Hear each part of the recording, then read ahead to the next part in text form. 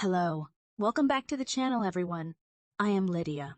Today, we're going to be discussing a major development in the world of international politics. Yesterday, Russian President Vladimir Putin announced that his country will no longer participate in the last remaining nuclear treaty with the United States, a move that has the potential to significantly impact global security and stability. In this video, we'll be examining the details of Putin's announcement, the implications of this decision for the U.S. and the rest of the world, and what this could mean for future US-Russia relations. So, stay tuned to learn more about this important and timely issue. Speaking to a joint session of the Russian parliament and Kremlin officials, Russian President Vladimir Putin presented the war in Ukraine as an existential struggle against the West, while announcing he was suspending Russia's participation in the last remaining arms control treaty with the U.S. "They are the ones who started this war, and we are using our forces to put a stop to it," said Putin, referring to the conflict in Ukraine.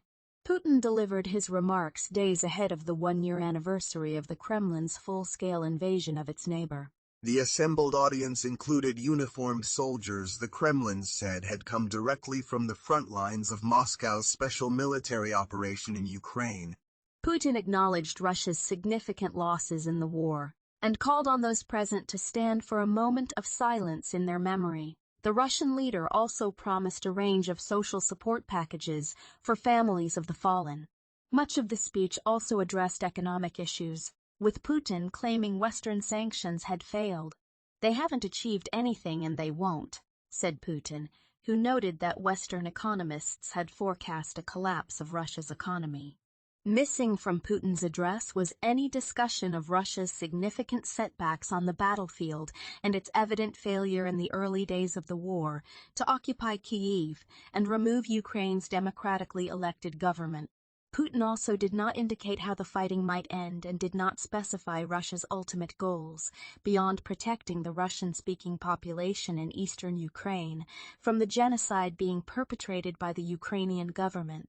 Putin suspends participation in arms control treaty. Putin also said that he was suspending Russia's participation in a critical arms control treaty, New START, with the U.S., though he stressed that Russia is not withdrawing from the treaty. "I am forced to announce today that Russia is suspending its participation in the Strategic Offensive Arms Treaty," he said. Signed in 2010, New START came into force in 2011 and was extended till 2026. It caps the number of strategic nuclear warheads that Russia and the U.S. can deploy. The two countries have the vast majority of all deployable warheads. Regular inspections under the agreement, to make sure neither side is cheating, were put on hold in March 2020 during the pandemic. Russia postponed talks to restart those inspections, as relations between Moscow and Washington continued to deteriorate over Ukraine. In the speech, Putin made clear the two issues were directly linked. The U.S. and NATO openly say their goal is to see Russia's strategic defeat. And then, as if nothing happened, they say they're prepared to visit our military bases, including our newest, said the Russian leader.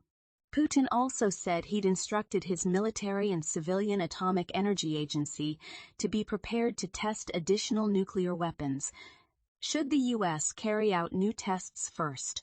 "No one should have dangerous illusions that global parity can be destroyed," said the Russian leader. U.S. Secretary of State Antony Blinken described Russia's decision as deeply unfortunate and irresponsible. The U.S. has previously accused Russia of violating the last remaining nuclear arms treaty between the two countries. Putin's remarks come just hours before President Biden speaks.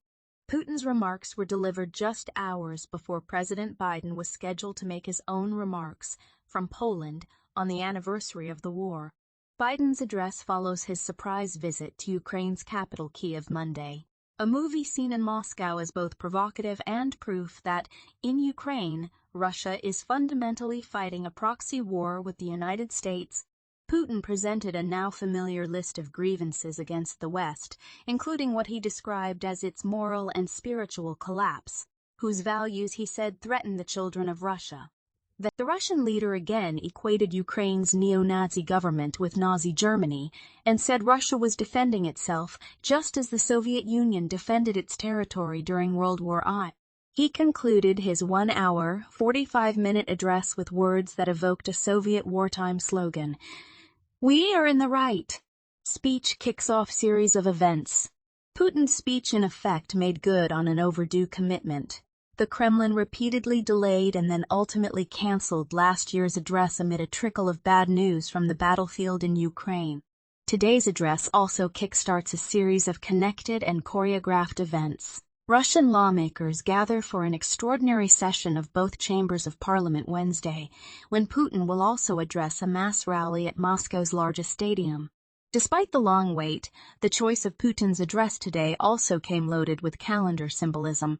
It was precisely a year ago that the Russian leader called for the formal recognition of two pro-Russian separatist republics in eastern Ukraine, pronouncing international diplomatic efforts to preserve Ukraine's territorial integrity and find a diplomatic solution to a simmering conflict in the Donbass futile. Putin then assembled his National Security Council for a televised session to discuss the independence issue, now famous for the image of the Russian leader holding court across a vast hallway to consult with, in theory, his closest advisors. Within days, Putin sent Russian troops ostensibly to defend Moscow's new allies under a quickly signed security agreement. The invasion of Ukraine had begun. That's it for today. Thanks for joining. I'm Lydia Hope Peterson. Don't forget to hit the like button and subscribe for more videos like this.